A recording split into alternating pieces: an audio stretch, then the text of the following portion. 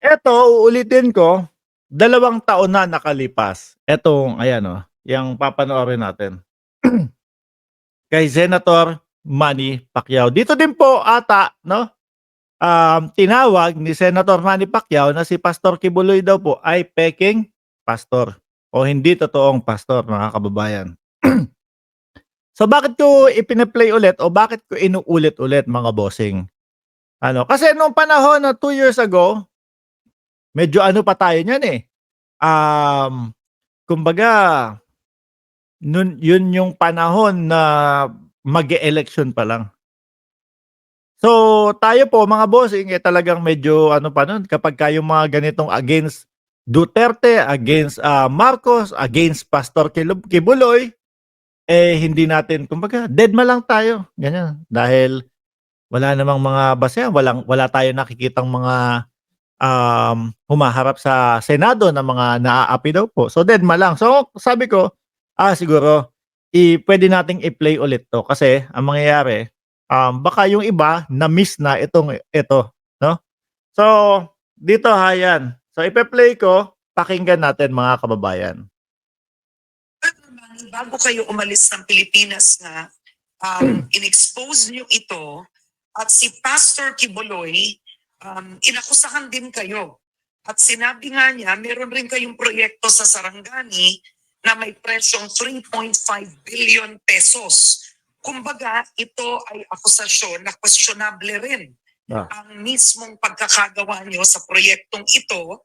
And the accusation is there's also overpricing and accusations of possible anomalies dito sa proyektong ito. Unang-una, what do you plan to do with that accusation of Pastor Kibuloy now that you are back in the country? Unang-una, Karen, salamat sa pag-mention ng issue na yan.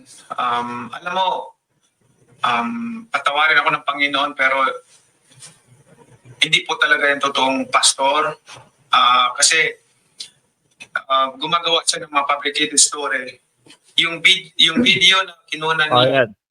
Doon tayo, mga kababayan, sa hindi totoong pastor daw yan. Hindi, sabi ni Senator Manny Pacquiao, pagpatawad sana ako ng poong may kapal. Dahil yang si Kibuloy, hindi talaga daw totoong pastor. Kasi daw, gumagawa siya ng mga fabricated na mga, ito yung sinasabi nila, no? O nagtatahi ng mga fake news, mga bossing. Pinalabas nila, building po yun nung maliit pa bata pa. Nung itinayo yun, 1996. Yung building na yun. At yung tunay na mga buildings na pinatayo natin, hindi po nila kinunan, hindi po nila pinakita. Oh! Building po. At yung So ang kinuhanan nila, mga kababayan, no? Yung ano daw po, yung mga kumbaga luma na . Yung mga building na hindi siya mismo talaga yung nagpatayo, mga bossing. Bata pa lang daw po siya, nakatayo na. Pero yung mismong building na mga ipinagawa ni Senator Manny Pacquiao, hindi daw po yun yung kinuhanan. Nako po. Oh. 5 billion po, hindi po yan doon sa Sarangani. Ang halaga ng project lang po doon sa Sarangani is nasa 300 to 500 million lang po. Yung 3.5 billion po, project po yan pagkakalam ko under kay Senator Bongo doon sa Bataan. Oh, kala Bongo. Po yan. Hindi po yan doon sa Sarangani. Ito si Kibuloy po pumapasok o gumagawa ng issue na hindi po niya alam. Dapat hindi siya makikialam sa gobyerno. Mag-focus na lang po siya para doon sa pagpapastor. Mga disipulo na niniwala po sa kanya. Hindi po tama yung ginagawa niya. At yan po ay pananagutan niya sa batas. At plano ko po na file ng kaso against him dahil po sa kanyang paglabag. At gumagawa po siya ng kwento na hindi naman po totoo. At yan po ay pananagutan niya sa ating gobyerno, sa batas. So ayon kay Senator Manny Pacquiao, mga kababayan, nung panahon daw po iyon, no? Gumagawa ng kwento-kwento pala si Pastor Kibuloy. Kaya sabi ko, hindi kaya yung mayroong doorknob na diamond, eh, kwento-kwento lang yun, baka hindi totoo? Hindi kaya yung hindi kaya yung ano, yung siya yung nagmamay-ari ng universe, eh, kwento-kwento niya lang din yun, gumagawa lang din siya? Hindi kaya totoo yun? Naku. Eh, yung vibrator kaya yung ano, meron kaya talagang katotohanan yung mga vibrator na yun? Mga kababayan. Ayan nga po. Ang tanong natin, kasi eto 2 years ago na po mga kababayan. Tumuloy kaya yung kaso ni Senator Manny Pacquiao kay Pastor Kibuloy? Eh kung madadagdag pa yon, naku po Lord. No? Naku po Lord. Sabi ni sabi ni Simeon Colorado Jr., kung totoo siya ang alagad ng Diyos, siguro lahat ng tao nasa kanyang pangangalaga, kaso mas marami ang hindi hawak kaysa hawak niya. Sino po kaya dito sa nanonood ang hawak ang kaluluwa ni hawak ni pastor ang kaluluwa? Buenas po kayo kung totoo 'yun. Kasi ang sabi niya kapag hawak ko ang kaluluwa, eh maliligtas ka. Eh panigurado po karamihan po dito, mga kababayan na nanonood sa atin, imposible na ano, nadadaan kay Pastor Kibuloy. So yun nga po, kakasuhan, tuloy. Ibig sabihin, Senator Pacquiao, ay plano mong kasuhan si Pastor Kibuloy? Yes po, mag-file po ako ng case against him dahil Ang kaso, Senator Pacquiao, is it Yung, ano po? hindi lang po siguro isang kaso pero we will announce po yan paglabas ko dito sa quarantine.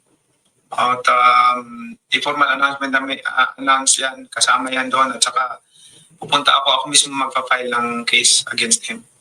At desidido na kayo dito, Senator Pacquiao, nakasuhan si Pastor Kibuloy? Desidido na po ako dahil may gobyerno naman tayo at pinagkatiwalaan natin lahat ng may kasalanan eh idaing natin sa gobyerno at mabigyan sila ng mabigyan ako ng katarungan at parusahan sila ng ating gobyerno. Oo, syempre mga kababayan, kung sakali na hindi kasuhan ni Senator Manny Pacquiao yan, si Pastor Kibuloy, mga bossing, kung talagang yung pinakalat na fake news para kay Senator Manny Pacquiao, mga bossing, eh maapektuhan po yung kung sakali, no? Na ito po ay tumakbo ulit. O kahit saan man po, kung lokal o nasyonal yung kanyang takbuhan sa susunod, pagka hindi niya kinorek yun, na mali yung pinapakalat nila, mga kababayan, ay nako Lord, apektado po yung magiging kandidatura ni Senator Manny Pacquiao.